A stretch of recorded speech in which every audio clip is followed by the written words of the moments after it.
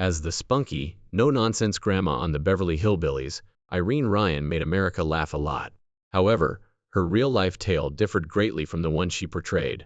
Ryan was much more than simply a grandmother, with a career that included Broadway, radio, TV, and vaudeville. She had a deep history and was an amazing performer. However, what took place following the conclusion of the show? After being married and experiencing some financial success, Ryan had some difficult times because of a house that started to haunt her. Tragic events occurred just as she was about to embark on an exciting new chapter in her career. Let's examine the intriguing and little-known tale of Irene Ryan in more detail, including her ascent to stardom, her final moments, and her legacy. Born Irene Noble in El Paso, Texas, on October 17, 1902, Irene Ryan entered the entertainment industry at a very young age. She participated in an amateur competition at the Valencia Theater in San Francisco when she was barely 11 years old, and her performance of Pretty Baby earned her a $3 sword. Although it was clear early on that Irene was destined for the limelight, her career wouldn't really take off until later. Since she was technically too young to work under state child labor regulations, she lied about her age to get a job with a California stock business when she turned 14, since she was so eager to get into the field.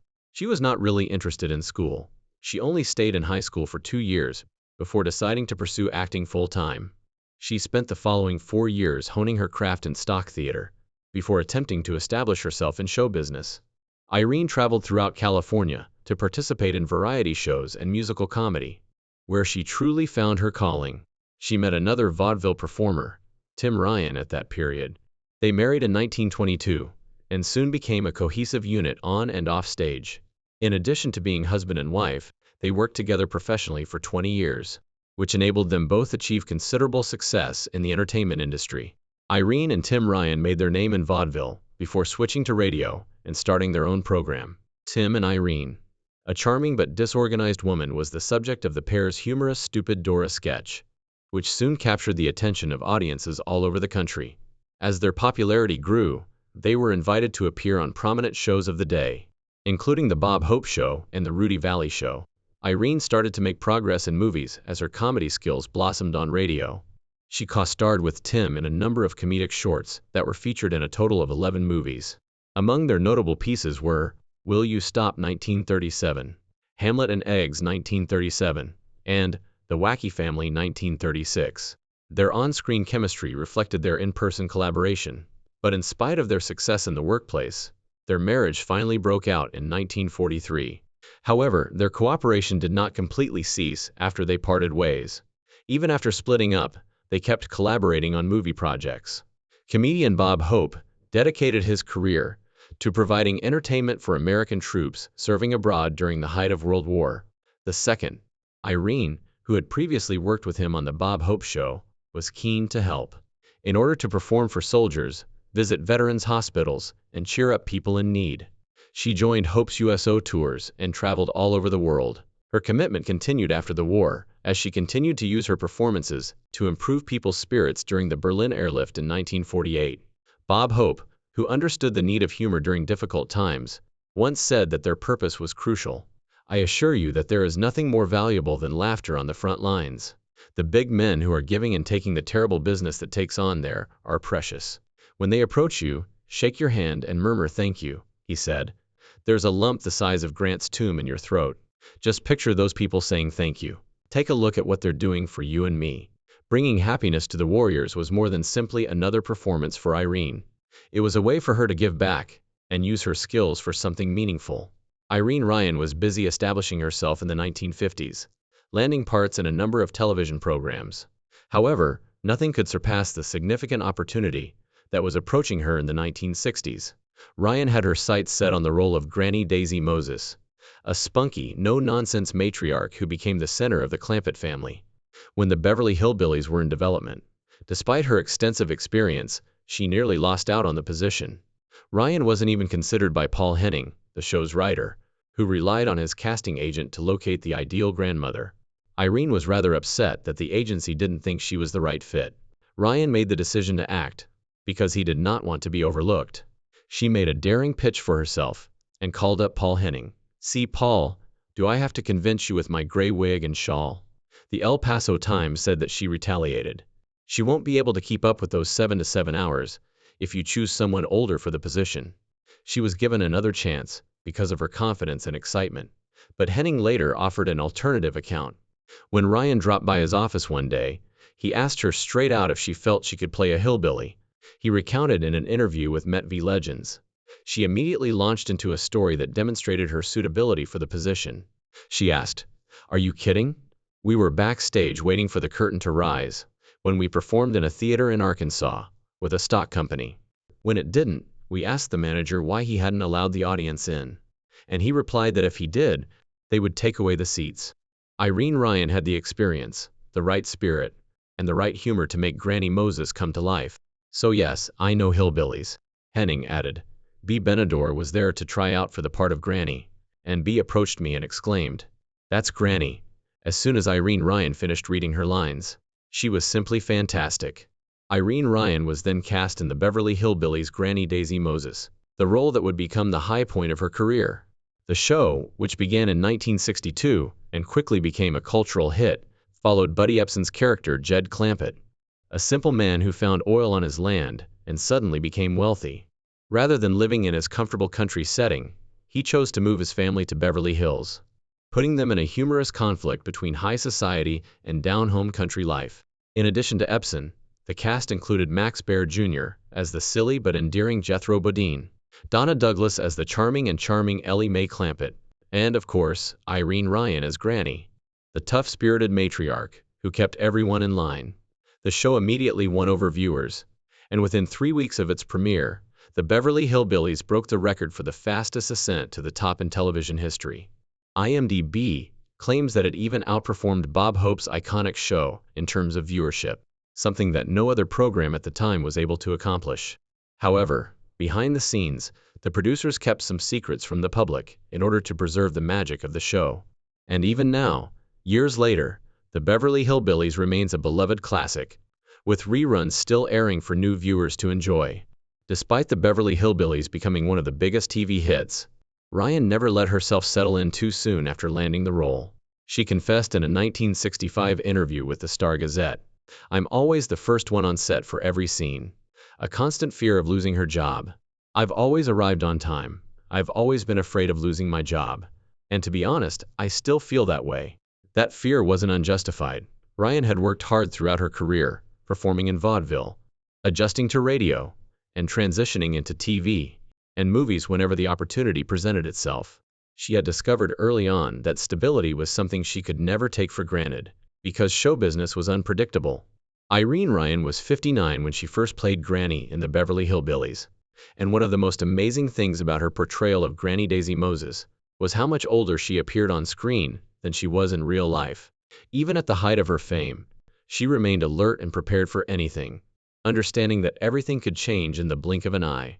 Given that she was Jed Clampett's mother-in-law, and Jed was not exactly young, Granny was portrayed as a tough old woman well into her later years, and Ryan was only 59 when the series debuted in 1962, far from the elderly matriarch she convincingly portrayed. Granny, who frequently reminisced about the Civil War and 19th century events, was supposed to be in her 80s. The show's makeup department had to make some significant changes to close the age gap. Ryan was still under 70 by the end of the series in 1971, decades younger than Granny's implied age, and she had to undergo a makeover every day of filming, which included applying a lot of makeup to age her appearance. The aging techniques used on the Beverly Hillbillies were so realistic that audiences at the time did not realize Ryan was not an actual elderly woman. The team used a combination of wrinkles, shadows, and contouring techniques to create depth and exaggerate her lines, making her look much older than she actually was. Her famous gray wig and her dowdy, old-fashioned clothing further enhanced the illusion. It was only with the advent of high-definition technology years later that some of the makeup tricks became more visible. The techniques used on her became commonplace in television and film makeup, influencing the techniques seen in shows like The Golden Girls. The transformation was smooth on the lower-resolution TVs of the 1960s and 1970s. Irene Ryan played Granny in all 274 episodes of the Beverly Hillbillies, which ended in 1971 after 9 successful seasons in which it received multiple nominations and awards. and Irene was part of that recognition. Despite this, Ryan's portrayal was so convincing that viewers rarely question her age today. If there was one word missing from Irene Ryan's vocabulary, it was retirement. She had no intention of retiring from acting. She wanted to continue playing the role indefinitely. In 1963 and 1964, she was nominated for an Emmy for Outstanding Continued Performance by an Actress in a Series. Retire? Honey, I want to die with my boots on, she said in an interview with the Sydney Morning Herald. For Ryan, quitting was simply out of the question. Her success on the Beverly Hillbillies was everything she had ever imagined. But she found that fans only knew her when she spoke. My voice always gives me away, she clarified, adding that I can go down the street and go unnoticed until I speak. At the time of the interview, Ryan was in Sydney for a special engagement at the South Sydney Junior Leagues Club. She did not disclose the specifics of her performance, but she did imply that some of Granny's trademarks were hidden in her suitcase. I did her in Las Vegas, and she went down like a bomb, she said, referring to the character's enormous popularity. Although Ryan was very close to Granny, she was very different from the tough, no-nonsense matriarch she played off-screen. It was the character's live performance that audiences loved the most. I won't say how old I am, but I've played in every type of show business for over 50 years, except burlesque. She laughed and said, I was never the type. She was warm and kind, and her career spanned more than 50 years, performing in almost every aspect of the entertainment industry. After the Beverly Hillbillies, Ryan found success on Broadway, but she didn't stay in Hollywood long after the show ended. Instead of continuing with film or television, Irene Ryan went back to her first love, live theater. I want to keep playing Granny till I die. I believe that when people say they retire, they just lay down and die. Nothing will ever take the place of the live stage for an actor, she told the El Paso Times, reflecting on her love of performing. The character of Berta, the feisty grandma in Bob Fose's musical Pippin, presented Ryan with a fresh challenge in the Broadway world. But television is here to stay and is about the greatest entertainment medium we've ever known. Her performance of No Time at All became an immediate hit, bringing the house down night after night, and she continued to captivate audiences into her 70s, earning a nomination for a Tony Award in 1973 for Best Featured Actress in a Musical, in addition to 2 Emmy nominations for her role as Granny on the Beverly Hillbillies in 1963 and 1964. In Pippin, as those who have seen the show know, she was on stage for only about 10 minutes and stopped the show cold. The New York Times praised her ability to steal the show, adding, in Pippin, John Rubinstein was left on stage after her exit, unable to speak his next line until her applause diminished.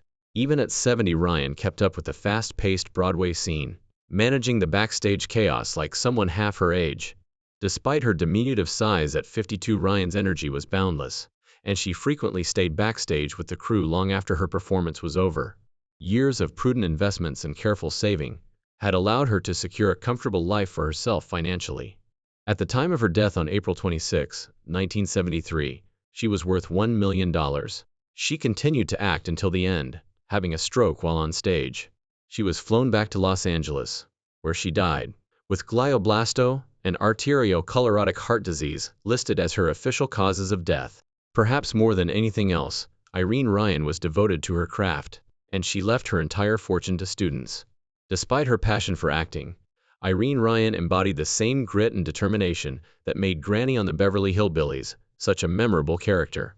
True to her generosity, she made sure that her fortune would continue to help others even after her death, leaving her entire fortune of over $1 million to a fund for student scholarships.